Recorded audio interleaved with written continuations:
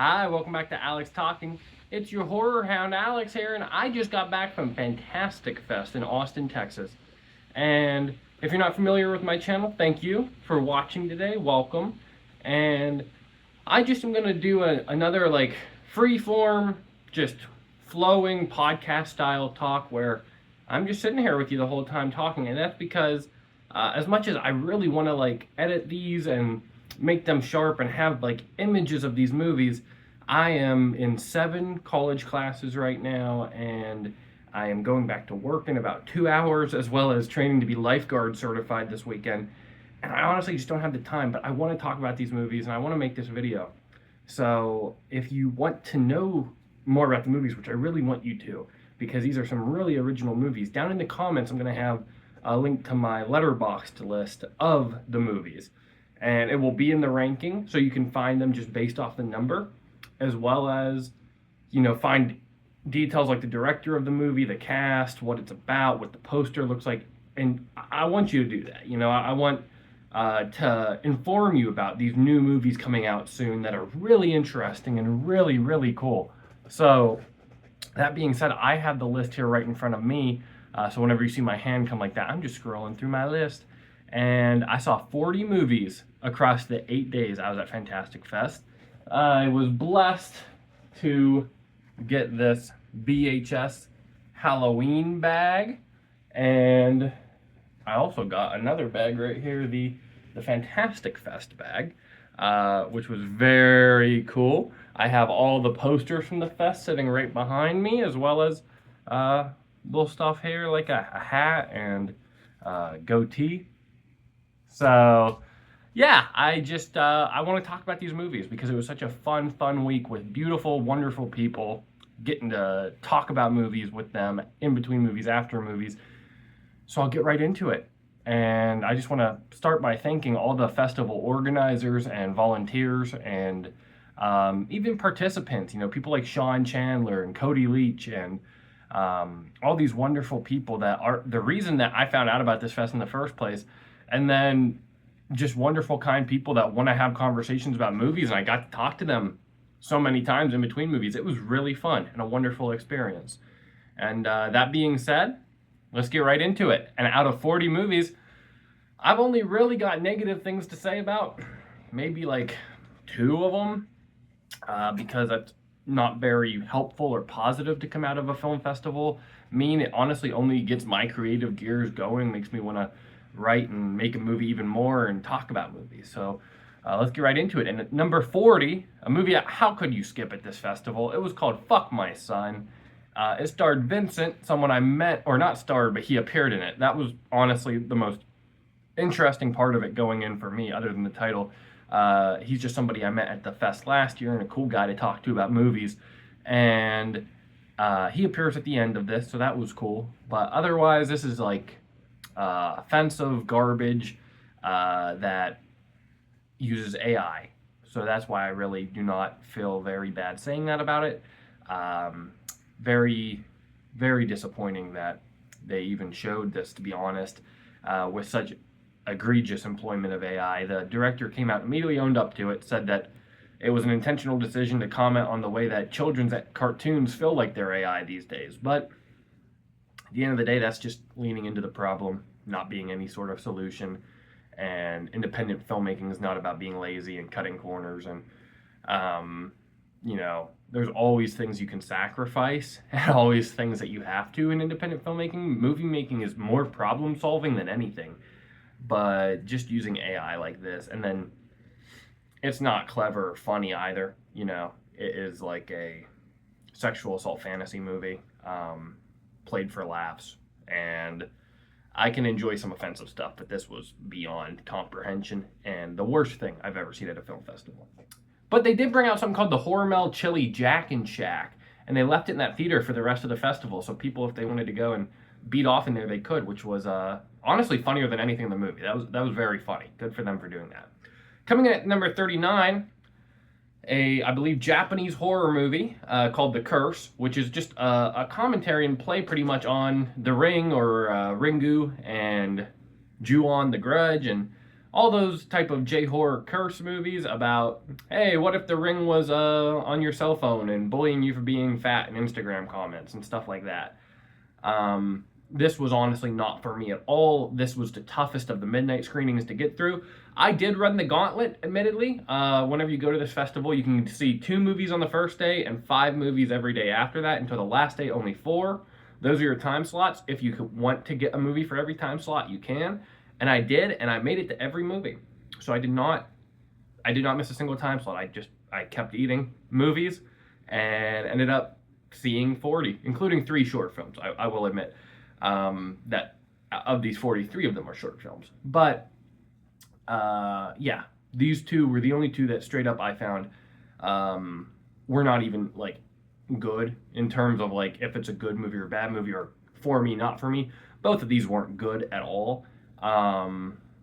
But you know, I commend the filmmakers for bringing them to the festival and appreciate them for taking the time to come to the festival.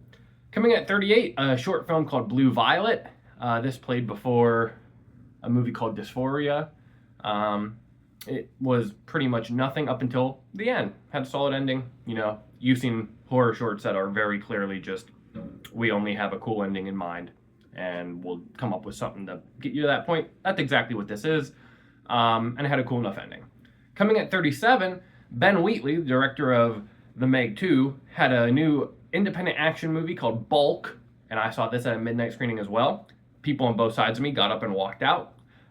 The rest of the row, I could look down, was completely sound asleep, and that pretty much shows you everything you need to know. It's the type of thing where the action is like people going like that, and then you speed it up and play music over it. Nothing was visually engaging other than the fact that some of it was miniatures, it looked like, which is creative, but the story was bonkers and in a way that I couldn't even comprehend at all really what was happening. But C. Robert Cargill, director of or writer of The Black Phone 2, I talked to him afterwards. He really enjoyed it. So it definitely did have its audience, but this was unfortunately not for me. Coming at 36, this was a little disappointing. Brian Bertino, the director of The Strangers, had a film here called Vicious, starring Dakota Fanning, I believe is her name, the older of the Fanning sisters.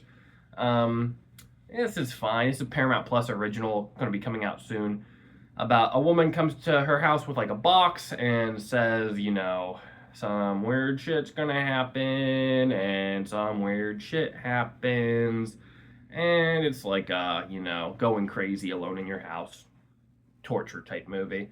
Once again, something we've all seen before. If you're into that sort of thing and like trauma, of course, it'll completely hit those boxes for you. For me, it was completely fine. The type of thing that I'm like, hey, that had good sound. I'm glad I saw this in a movie theater because of the sound, but otherwise, I never probably would have finished that on Paramount Plus. Coming at 35, 13 Days Till Summer. Now, this is where things finally become a little bit more interesting. Everything below that, I would give 2 to 1.5 stars. This is a 2.5 star. And this is a very different 2.5 star because I took my uncle to see it, who was at the film festival with me, and he thought this was great and terrifying and kept saying it's like a really elevated type of home invasion slasher, like if they just really shot the heck out of it. And to be honest, I mean, I completely disagree on every single front. I thought that this was a pointless exercise in making a home invasion movie that is nihilistic, while not ever having any of its characters fight back or be interesting for a second, and then has an ending that sweeps your legs to make sure, hey, if you didn't get how dumb and pointless this already was, think again. And that annoyed me until the Q&A, the director came out and was like, yeah, man, the studio wanted us to make this. It's a foreign film. I cannot remember what country. Let me see if I look here real quick, if it tells me. But it's from Bartosz Kowalski, the guy that made Nobody Sleeps in the Woods Tonight. And it was Poland, a Polish movie. And he was like, yeah, they wanted us to do this. And I said, let's make it really bleak and nihilistic. And we don't really like to make movies like this. We don't want to be making movies like this. But if that's what they want me to make, this is the type I'm going to do. And I'm like, all right, good for you. Then you achieved it. You really nailed it. But maybe you just shouldn't necessarily be making movies in this genre if you're going to be so antagonistic about it, because, and I don't think anybody really comes out successful because you didn't get to make a movie you wanted to make. I didn't get to watch a movie I wanted to watch. Coming in at 34, Camp.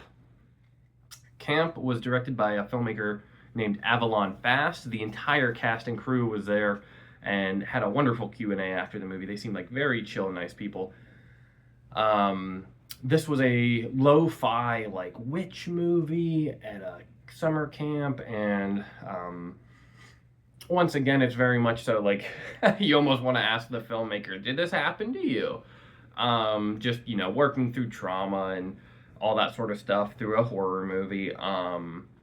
And it's very slow, and admittedly, it is very difficult to see a point in a lot of it. Not through the lens of, oh, I didn't get that. Through the lens of like, oh, you like are preying on and grooming men for whatever purpose you want, and then at the very end, after you have a man like, you know, tied up and naked in the field, at a certain point he just gets up and runs away and leaves and is completely inconsequential, never mentioned again, never thought about again. And it's like, I don't even understand why like half of this stuff is happening, because the characters don't even react whenever like stuff that they were working towards just runs away and nobody cares.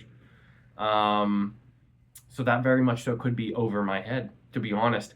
That's why I'm admitting that. I completely saw the movie as not even caring that much about different plot points it set up.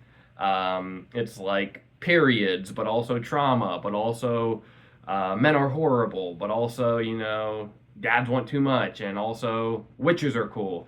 That's the feeling I got from this movie. Coming at 33, Steak Dinner, another short film. This one had Hazel from Bottoms in it, so I enjoyed it just a little more. Coming at 32, Coyotes, a new film starring Kate Bosworth and Justin Long, real life couple, and that was why I saw it. I like Justin Long a lot, and I like creature features, so this was a coyote movie about the forest fires in Los Angeles, sending the coyotes out to the Hollywood Hills, and then they prey on people out there, the upper class, and it could very much so be fun. It was directed by one of the Grave Encounters guys, and I just thought this had a really dumb, annoying style with like the comic book nature of it. It has like comic book character introductions that are really cringy dialogue, all stuff you can sort of expect from a movie like this. This was a hot button movie at the festival because everybody said that the coyotes were AI. I saw it at a midnight movie, and I thought to myself, you know what? I've seen so many of these creature features. I think we almost live in a world where shitty CGI just leaves us to think maybe it's AI. I cannot find anywhere online that confirms that this is AI. The thing that most people seem to be pointing to is a Reddit thing that straight up says that it uses AI, and then if you read the description, it's like, I think it does. The trailer, the coyotes look like shit, and it's like, thanks a lot, asshole. You just convinced a bunch of people this thing uses AI, even though you just said, I think it does. But if it does, obviously that takes away any artistic merit of this. Why would anybody make a creature feature and not actually do creatures? I certainly saw a fair bit of puppetry in here. Once again, the coyotes look like pure shit in a lot of shots. But I'm not going to completely write this movie off just because of that, or just because the fact that they look like shit leads me to believe it was AI, because I don't know. And if I don't know, then I'm just going to judge it based on the movie it is, which is a completely mediocre, fine creature feature that admittedly I enjoyed way more than anything below it because I like those type of movies. Coming in at 31, and this is where we are finally good, all right? And we have 31 more movies to talk about, and I liked all of these. Dolly, right there is a poster for it. This was shot on 16 millimeter in the woods of Tennessee. It's a slasher with Sean William Scott. Has really horrific kills. Not that many kills, but really horrific violence, I guess, actually.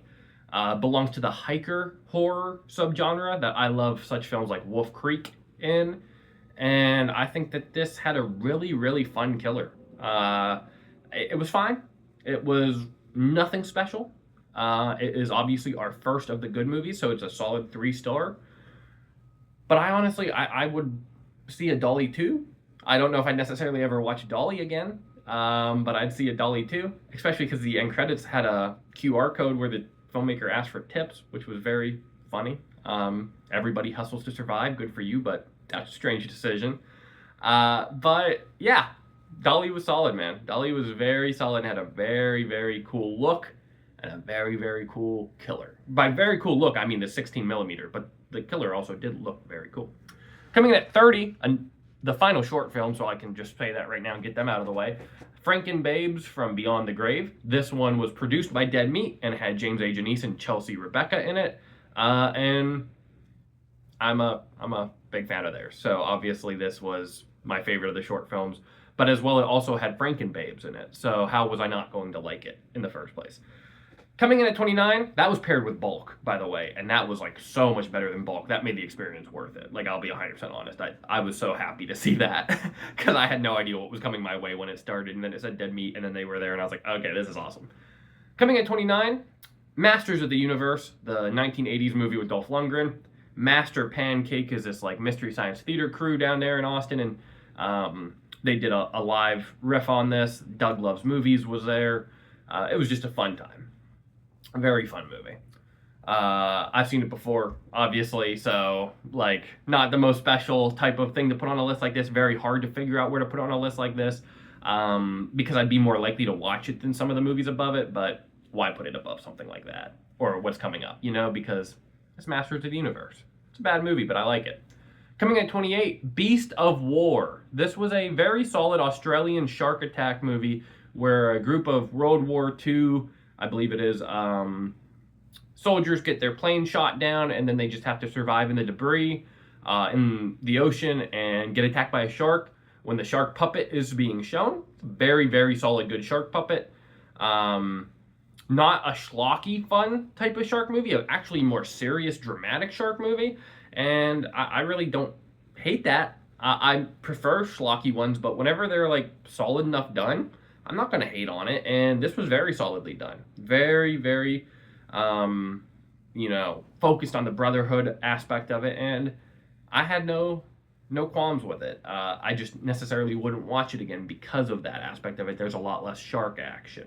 But I thought it was solid. Almost like a better version of The Long Walk in a lot of ways, if that makes any sense. No one's walking, but the brotherhood aspects and sacrificial aspects and stuff like that are there.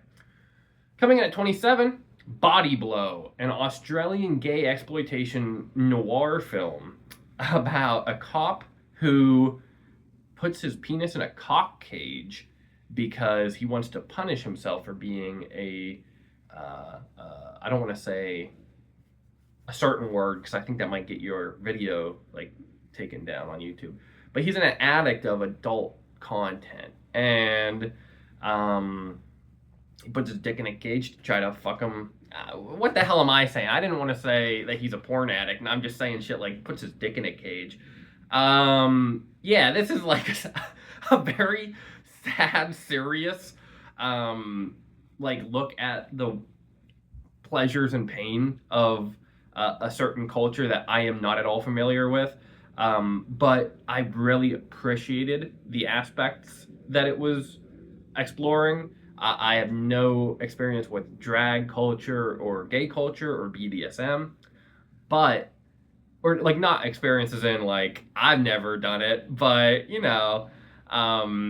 one of my closest friends on this planet is actually a gay man who is obsessed with film more than most people I've ever known, and I told him immediately I think that he would really, really like this because I think what it is exploring, very few movies have ever done and do in such a raw and authentic way. I thought it was really well acted, really well written. The ending got the audience emotional, and that was really, really fun to feel. I felt it in the room, and I thought this was a really interesting movie. That I definitely would watch this again. Everything from here on up, I definitely would watch again. That's a big positive I can give it. Coming in at 26, and this is something I never thought I'd say about a VHS movie, VHS Halloween. I would love to watch this again. I would love to watch this with a group of people because the best VHS segments are the ones that make you go, what the fuck, the entire time. And that's honestly all of VHS Halloween.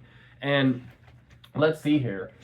They have the segments listed right here. And this one, Coochie Coochie Coo, is a top 2 VHS segment, and it's not number 2. Let me tell you, that's my favorite VHS segment they've ever done. And Home Haunt would probably be number 2. I thought that both of those, and everything. This was the first VHS movie, and I've seen them all. This is the first one where every segment is watchable, and I mean that. I do not think that any of the other ones have a consistency level that is anywhere close to this. I wasn't bored, and I saw it at midnight, and I was not bored. Really, really, really, really cannot say enough good things about VHS Halloween, especially just how much I dislike most of those movies. I was thrilled that this one was actually good.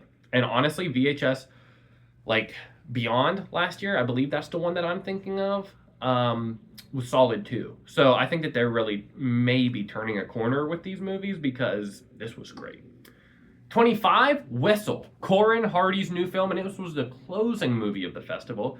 It's an Aztec death whistle riff on Final Destination, and if that doesn't sell you on it, I don't know what will. Daphne Keane is the lead of it. I thought she was great. I thought all the actors, the teen actors, were actually pretty fun. Corin Hardy said it was his version of like a Lost Boys type 80s high school horror movie, and I thought this was just refreshing. Nick Frost is in it for a bit.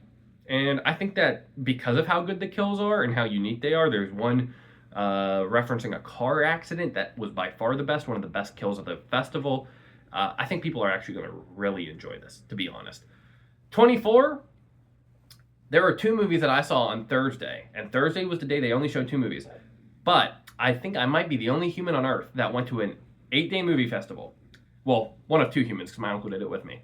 Went to an 8-day movie festival, saw every movie in every time slot I could, but I also on the first day, because the movies didn't start till 8 p.m., went to the local AMC Barton Creek 14 at the mall, and I saw 2 movies as well before going to see the other 2 movies at night to make Thursday also a 4-movie day.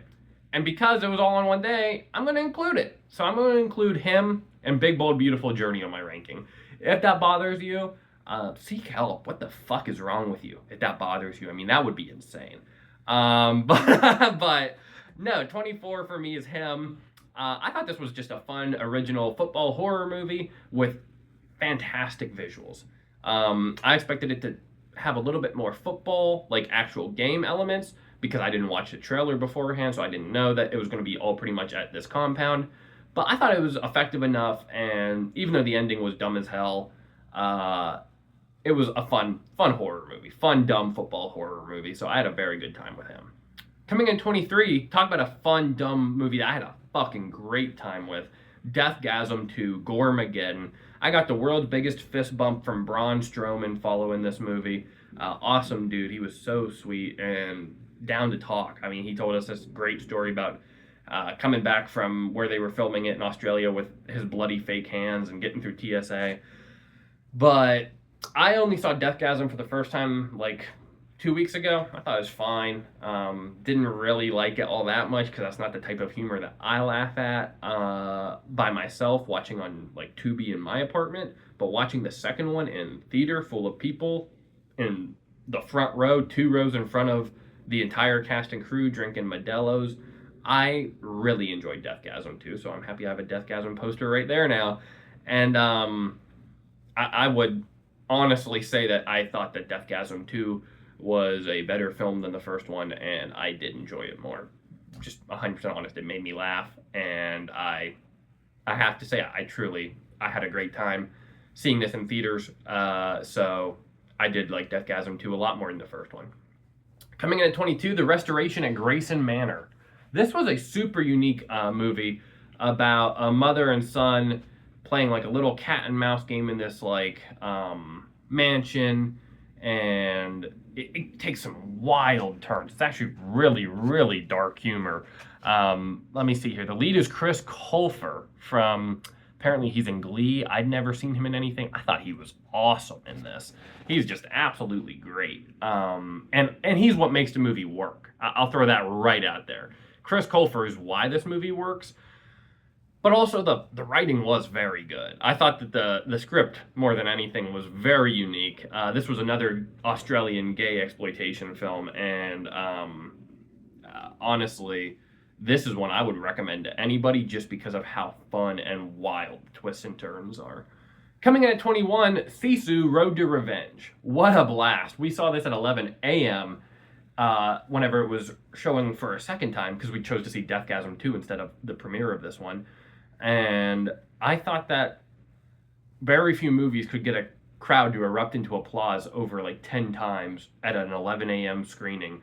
But this one most certainly did. People fucking ate this up. I thought this was just the action movie version of The Strangers Chapter 2, which is another movie that'll be higher on this list. I thought it was hilarious they both played at this festival because they had the exact same level of, there's no story here, but we're making a genre film. If you like that genre, we're doing it good. And the action in this movie is great. This was an improvement over Sisu in every single way. Every conceivable way, this is better than the first Sisu.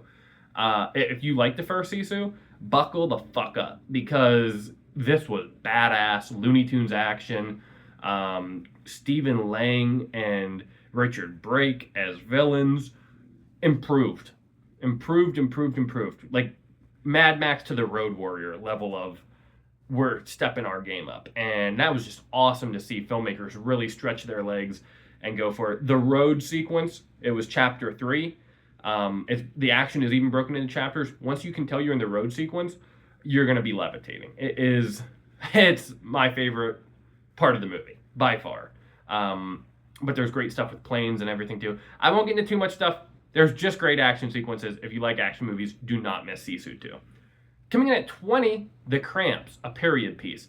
This was a really independent low-budget movie that reminded me so much of John Waters, about a girl getting her first period and working at a hair salon and owned by a drag queen, and just had really funny performances, really funny lines. Pussy Delish was the lead of it, or not the lead of it, but played the drag queen. And I thought that they were hilarious. If you're into John Waters type humor, definitely check out The Cramps. 19, this is unfair because this is another movie I'd already seen before, but they just had an anniversary restoration showing of it, and I was not going to miss my chance to see Cruel Jaws, the insane Italian Jaws ripoff. Some people call it Jaws 5. If it is Jaws 5, it's easily the best Jaws sequel, and this is my personal favorite non-Jaws shark movie. I know that might be crazy, but I think that this movie is the best in terms of being a schlocky creature feature. The little girl in the wheelchair is one of the funniest movie characters ever. And the crowd was roaring with laughter at 11 a.m. for this one. Just absolutely dying with laughter. So that was a great experience. Coming in number 18, we have The Black Phone 2, the new movie from Scott Derrickson and Cargill.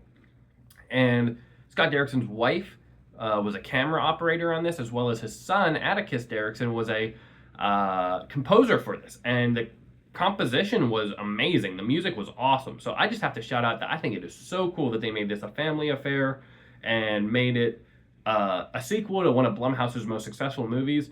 But instead of just shitting it out or making a copy-paste version of the original, it is a dark, Nightmare on Elm Street inspired, fucked up, killing kids Super 8 horror movie. The grainy Super 8 footage is incredibly cool in the movie, way more than you'd expect. I finally watched a trailer for the first time yesterday, and boy, they just show everything. They show everything. I could not believe it. That is the movie. The best shots of the movie are in it, and the third act of the movie is all through the trailer. I thought that it got way too tripped up in the lore of who the grabber is, who their mom is. By far, that was where it lost me and just kind of disinterested me the most. But the actual grabber stuff, whenever he is there, even though, once again, I mean, they show it all in the trailer. Fuck, that pissed me off when I finally saw that trailer. I was like, I'm so glad I've been avoiding this, but people are going to be mad. It's like Halloween Ends all over again. That they gave you how much he's in the movie in the trailer. That sucks. But I thought the two kids were good. And I really enjoyed this movie. And I really look forward to seeing it again, because the vibe coming out of the festival was, if you loved the first one, you were kind of like, yeah, that was solid, that was pretty good. But if you thought the first one was just okay, people really loved this one. So I'll be very interested to see what people think coming out of this, because I personally think the first one's one of the best horror movies of the decade. So this was just pretty solid to me. But I'm glad that some people were really loving it. Coming in at 17, I know this is crazy to have this right above Black Phone 2, probably to most people, but The Strangers Chapter 2. I thought that this succeeded in what it was trying to do more than the Black Phone 2, and it didn't lose my attention as much as the Black Phone 2 did in the moments where it struggled. So, admittedly, this is above Black Phone 2. I think that Renny Harlin made a movie here that they wanted to make. I have no idea how the studio gave them the money to make a trilogy like this, where the first one is just a remake of the original, and the second one is just a chase scene. I have no idea. But the fact that he got a studio to greenlight that is not something I'm going to punish him for, because I personally go to slasher movies for fun chase sequences, and the fact that he pitched, what if we made the entire movie a chase sequence? I don't think it really didn't work. I thought that it was okay. As a matter of fact, I thought it was good. Now, I'm not even gonna lie, I thought it was good. Madeleine Petsch was good. Admittedly, I went to a panel in New York called In Conversation with Renny Harlin on the Strangers trilogy back in fall 2023. And he talked about how excited he was to do this and how it's just one big movie and the movie's gonna end on cliffhangers, and he just hopes the audiences can stomach that and handle it and have patience with what they're going for and trust the filmmakers. And I'm just here to tell you, nobody's going to. The entire horror community, this was the biggest premiere. People were walking around with bag heads on and pretty woman masks, all the stranger masks. And even though they made such a fun premiere out of it, people were just waiting for the thing to end with fucking fork and knife so they could tear this shit to pieces. People want this to fail so fucking bad. It was nuts trying to have conversations about it afterwards, especially as someone who liked it, to realize just how much everyone was like, oh no, I'm going to enjoy hating this. Please do not tell me that you liked it.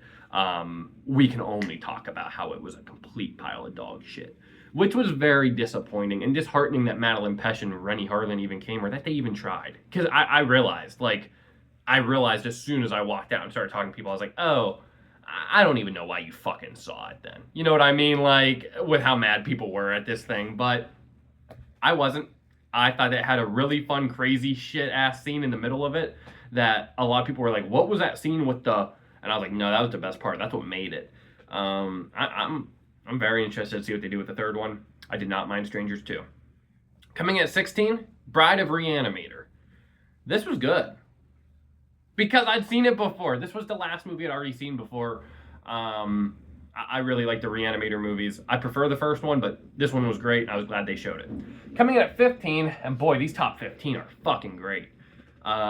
15, Shelby Oaks. I donated $30 to this movie when I was a high schooler that worked at Pizza Hut and Cracker Barrel. And to see it at its U.S. premiere with Chris Stuckman in attendance, who I said, thank you for bringing your movie, that was awesome. And he patted me on my shoulder and just said, thank you.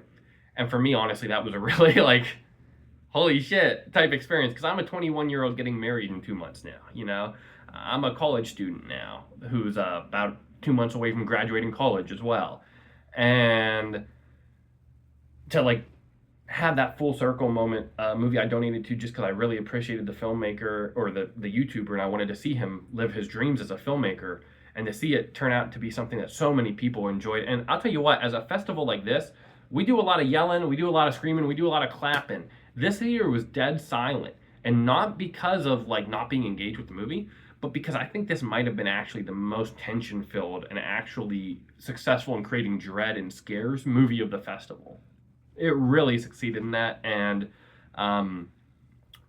admittedly, the third act was not for me. I hope it plays a lot better in a rewatch. I really hope it does. I think I'll be better prepared for where it goes and what it does going into a rewatch, which I absolutely will see it when it comes out in theaters again, because I just want to support this thing as much as I can.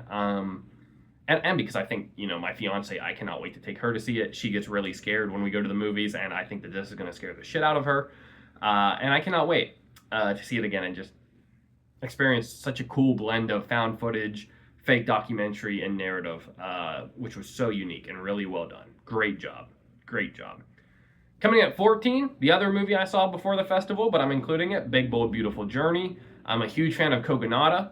I also really like Colin Farrell, Margot Robbie, and Kevin Kline. And I thought they were all great in here. I thought it was a really unique, interesting movie with super cool visuals. I avoided the trailer completely going in. Thought the music was great.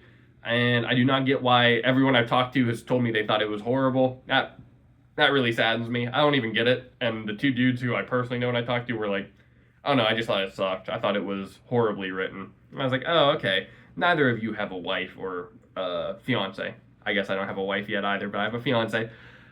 And I was like, I think that if you haven't been in love, maybe you can't understand that, like, this is a great metaphor for going through each other's pains to understand each other more and understand if you are going to be compatible with each other, because to truly love someone, you have to fully experience their pain and their tragedy.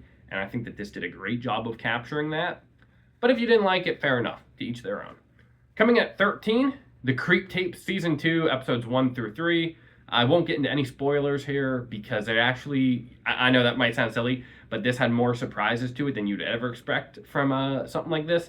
If you like Creep, I, once again, just like last year, think that they have outdone themselves. They've made the best Creep media they've ever done.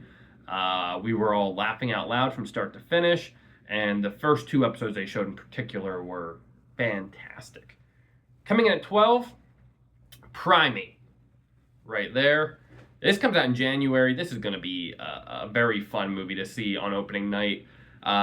If you can, I highly recommend it. It's a great monkey creature feature about a monkey that gets rabies, and there's an isolated family and friends on the island. Monkey gets out, monkey goes crazy. Troy Kotsur from Coda's in it, and he was there in person. A lot of fun to see him. The lead actress of this was very good as well, and the kills were amazing. Absolutely fantastic kills. From the director of The Strangers Chapter 2, or not Chapter 2, The Strangers Pray at Night, the actual second Strangers movie. All 3 Strangers directors. Anyone who's ever directed one of those movies was at this festival. And I think he did a great job. I think he did a fantastic job at making a fun throwback monkey movie.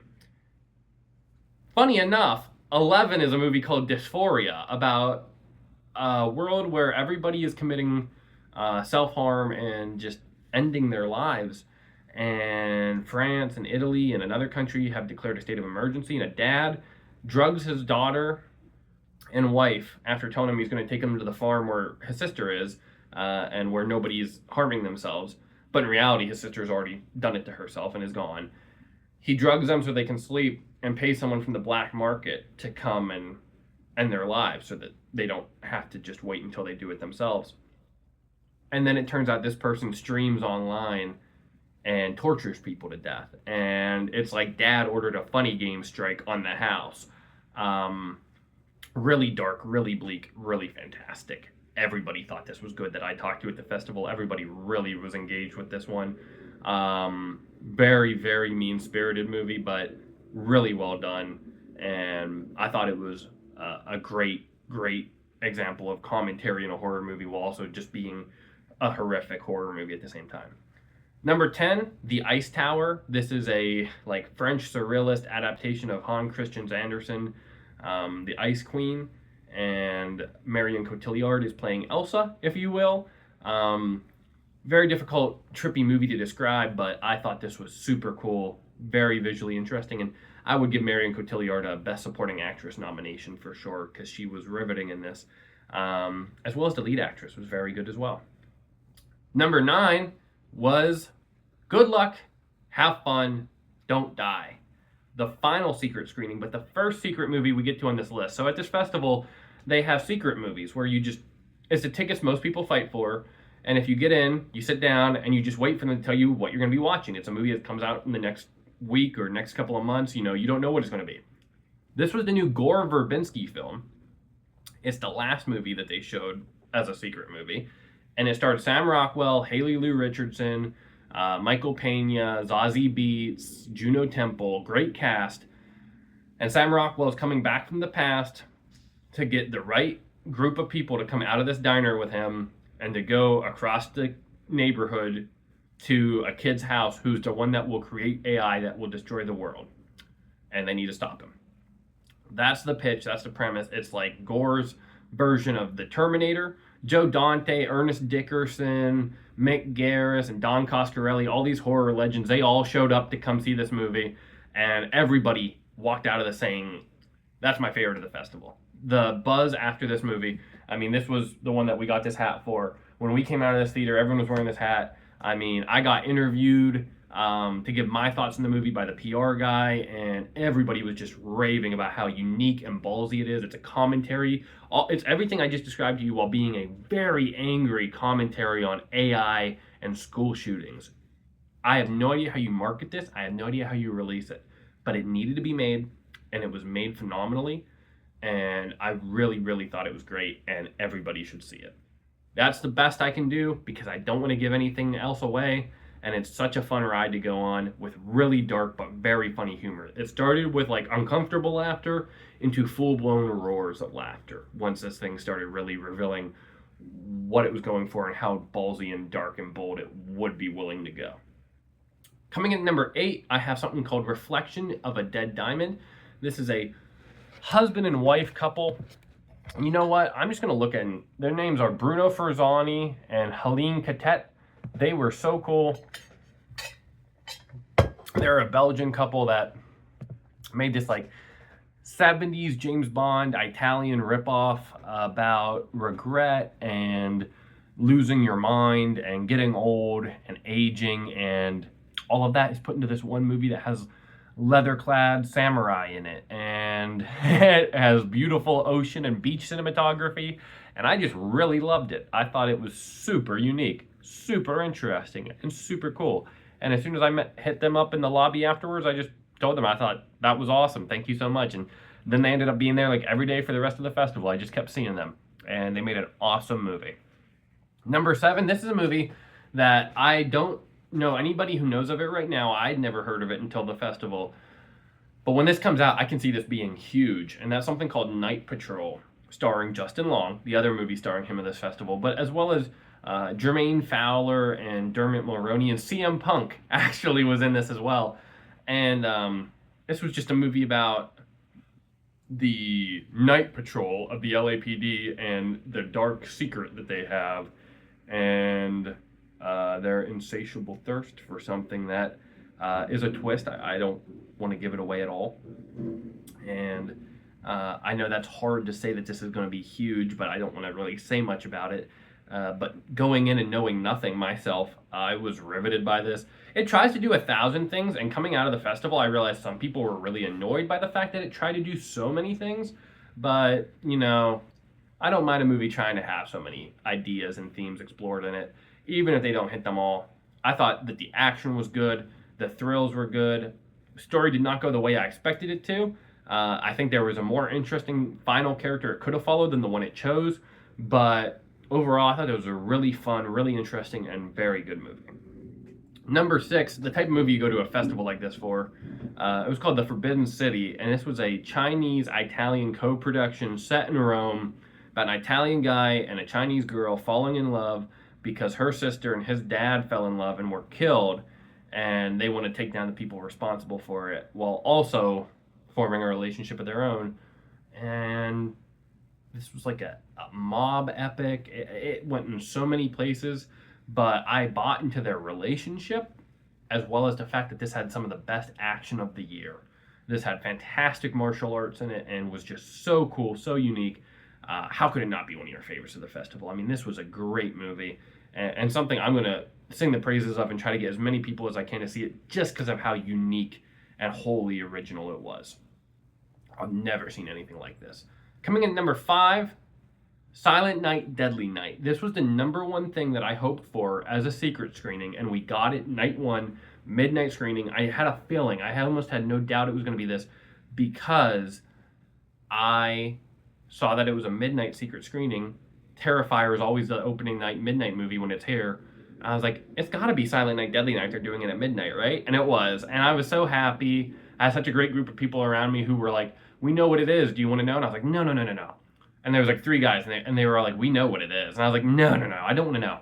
They were like, what do you want it to be? And I was like, I mean, I really want it to be Silent Night, Deadly Night. And then it was. And everyone was just so happy for me because I was just, you know, the fan. I'm just a YouTuber, a very small YouTuber. I don't have any sort of investment or like press credentials or anything like that. I just wanted it to be this Santa slasher, and it was.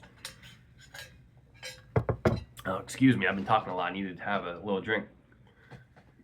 But this was a great little riff on a possession slasher, what they almost tried to do with Halloween Ends, and they cast Rowan Campbell, the guy who plays Corey Cunningham in Halloween Ends, and that could not have been a mistake because this was like straight up doing that movie but better. And I think that this is the best Silent Night, Deadly Night movie. I say that as somebody who really loves the first one, really enjoys the second one, and thinks that the best one other than this is the 2012 one from the guy that made the movie Werewolves. I think all these movies are really fun to a certain extent. I even like Deadly Initiation, Silent Night 4. I think that's the one that's that. Yeah, man. I mean, these are fun, silly movies. I realized halfway through, I was like, I'm a sucker for a Santa slasher. But this is the best one. Also has the villain from Happy Death Day in it. She was great. It was just fun to see horror familiars in this, and it was such a refreshing, unique slasher. As soon as you see it, you'll know what I mean. It's like Dexter / Venom, but with Killer Santa. And it has the standout sequence of the festival of the year. Got the most laughter, the most applause, and I just really thought this was such an awesome, unique way to take this story from someone who clearly had a passion and an idea for it, and they nailed it. Number 4, A Useful Ghost. This is a Taiwanese movie that had a lot of commentary about the culture over there, is what they told us in the Q&A. But I personally, obviously, don't know it that well, so it went over my head. This is number 4, solely based off the fact that it's a great movie about how a woman dies and decides to possess a vacuum cleaner because she doesn't want to leave her husband. And his family rejects her at first, but then accepts her because of what she can provide for them, because they own a factory and a business, and it turns out she can get rid of ghosts, but it has a lot to say about how you can betray your own race or your own kind for your own selfish motivations. I just thought this was super unique, super original. It had so much to say, and obviously was a really funny, weird movie. I mean, it had me laughing out loud throughout, even though it had all these very serious, mature themes in it. It was also one of the funniest movies I've seen in ages, with really, really funny dialogue. And it's funny whenever you're an American watching it, or an English speaker, you're just reading dialogue, but still laughing really hard at what you're reading and what people are saying. I thought this was fantastic, and really, really, if you get any chance to see A Useful Ghost, make sure you check it out. Coming in number 3, If I Had Legs, I'd Kick You. This top 3 are 3 movies I gave 5 stars. Full transparency, these are 3 of the top 4 movies I've seen all year long. It had been a rough year, but this festival really treated us well. I've enjoyed so many of these movies, and these top 3 are special. They're all better than Weapons, and if you know how much I liked Weapons, that puts it into perspective. They all jumped above Weapons on my list of the year. If I Had Legs, I'd Kick You, I described like Uncut Gems, but instead of gambling, it's parenting.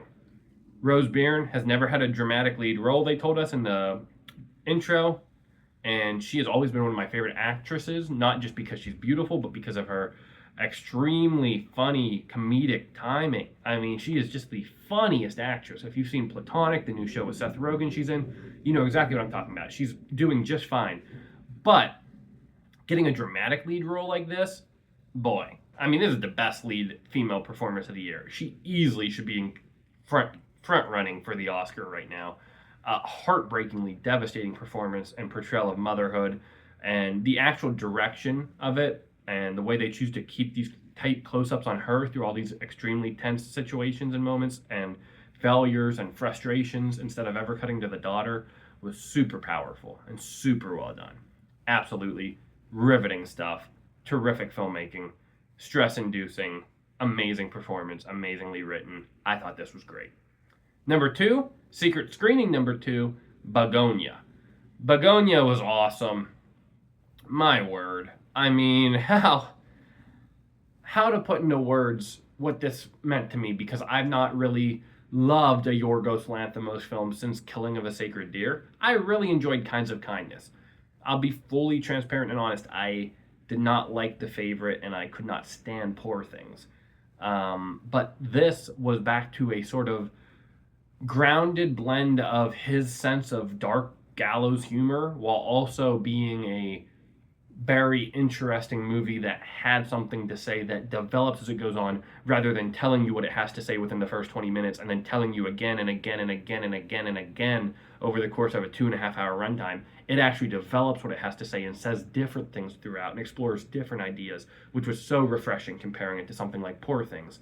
And I actually thought that Emma Stone was way better here than in Poor Things as well. Once again, doing something actually layered and actually, complicated and interesting rather than just brave. Which, I mean, don't get me wrong, what she does in Poor Things is super brave, but I don't find the character or the actual performance to be very layered or interesting. This, I thought, was just so much better in every aspect for everyone involved.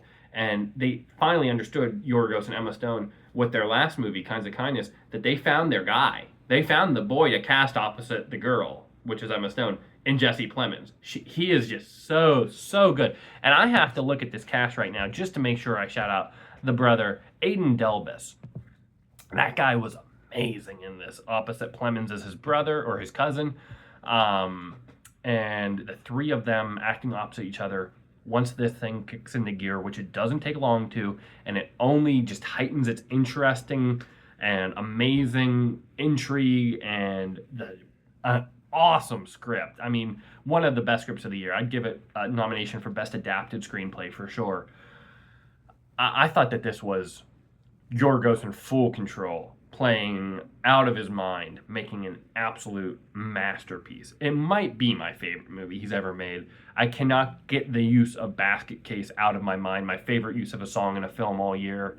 And Good Luck Babe is also really good in here too. So yeah, absolutely blew my expectations out of the water. I already thought the trailer looked pretty good, so I was hoping it would win me back over, but I just could not imagine that I was going to like it as much as I did. I thought it was hilarious. Cannot wait to see this again. But coming in at number one, and I have to admit, Begonia is almost pretty much tied for one. I don't like putting it at two, but my number one is the movie that I've seen twice. It might be a little unfair, but it's One Battle After Another. We got to see this on 70 millimeter film, and it was so special that, Paul Thomas Anderson a month ago put out this thing about all the different formats that it was going to play in, and that 70 millimeter was the most important to him, and that there's only a few prints of it out there, but if you can, go see it. And I was like, I mean, I'd love to go on a hero's journey to see that. I've seen Jaws and Oppenheimer. Those are the only two movies I'd seen on 70 millimeter until this. And to see this in 70 millimeter, it's a 2 hour and 40-minute movie that feels like 90 minutes. Sean Penn's going to win Best Supporting Actor. I've got very little doubt about that, especially after seeing it a second time last night. It's just so funny throughout. DiCaprio and Benicio del Toro in particular are so good at playing off each other. I call this a stoner action movie because I'm a stoner. I have very much so enjoyed seeing it baked twice, and think that this is the best character DiCaprio has ever played because it is him just in peak. He plays a good stoner in Once Upon a Time in Hollywood, in certain scenes, or drunk guy at least. And here he just was so funny and so committed, and the action and the cinematography is just gorgeous. Talk about a movie worth seeing in 70 millimeter too. The cinematography is just breathtaking. The stunning views of these vistas and Bacton Cross is just amazing. It's the most mainstream movie PTA has ever made. It's the most accessible movie. It is the first contemporary movie he's made since Punch Drunk Love, and other than Punch Drunk Love, it kind of felt like his riff on what Aronofsky was doing with Caught Stealing, making a more mainstream accessible movie while also really still having his sensibilities at the heart and core of it, and really having something to say and to hold a mirror up to, more than Caught Stealing, hold a mirror up to our society and the issues we face and the way we sometimes choose to neglect them, which is the same thing Good Luck, Have Fun, Don't Die and Begonia did. All these filmmakers are mad as hell, and they're expressing it in artistic and engaging, creative ways. And I think that's all we can ask for, and a beautiful thing. So coming in at number one is One Battle After Another. Just edging out Begonia. But yeah, man, those are all 40 movies that I saw in the course of 8 days while in Austin, Texas. I had an absolute amazing time once again meeting so many beautiful, wonderful people at Fantastic Fest. One of the funnest weeks I've ever experienced. And I just thank you for anyone who talked to me and who was a fellow film fan, and my uncle for coming and taking me, and we had a great time. And I hope if you were there, you did too. And if not, I hope you enjoyed watching this video, and let me know what you think if you've seen any of the movies or which movies you're most looking forward to. And just thank you for watching. I will be keeping on here, making videos when I can. Let me think, what's going to come out next? Maybe Bone Lake. Maybe I'll have a video out about Bone Lake. Whatever it is, if you made it this long into the video, I thank you. I thank you so much for watching 55 minutes of me talking about movies. So you have a great day. God bless.